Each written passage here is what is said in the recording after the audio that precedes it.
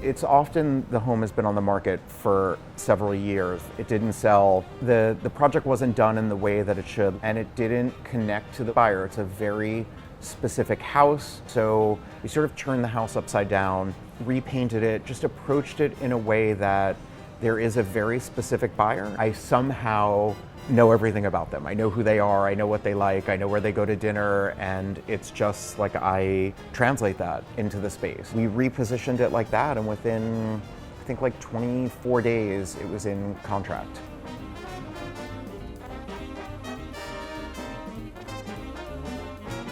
My name is Jason Saft. I'm the founder of Stage to Sell Home, and I've always loved real estate. I mean, what New Yorker doesn't?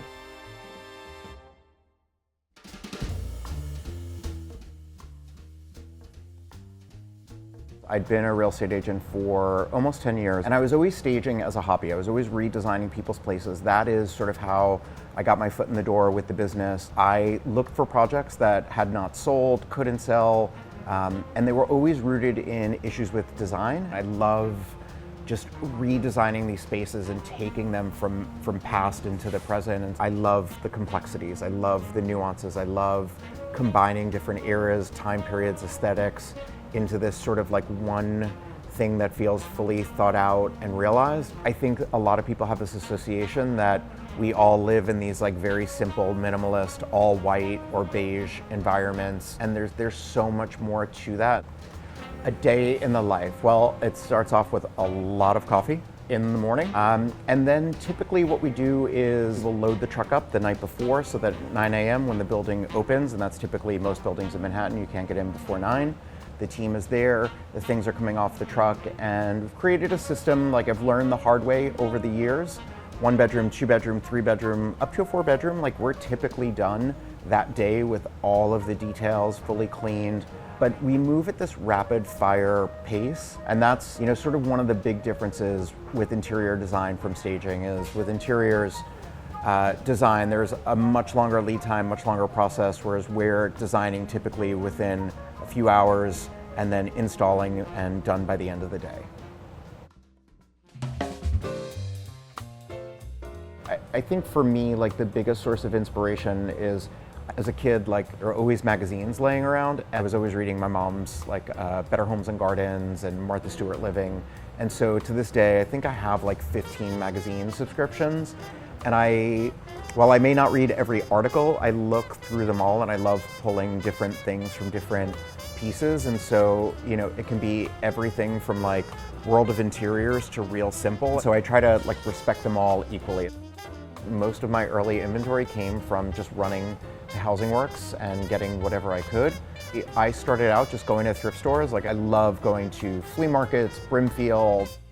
I feel very lucky.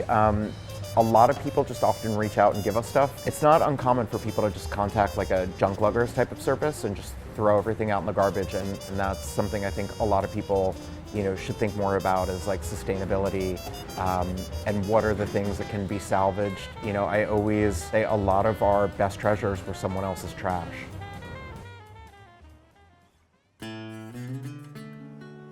Like I always tell people, invest, whether it's your couch or your bed, like the other part of it is art. Great art doesn't have to be expensive.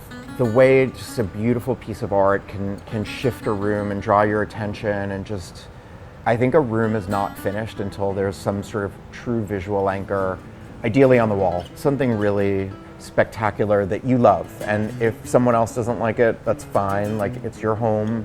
If you love it and it makes you feel good and you enjoy looking at it, like that's your great piece of art.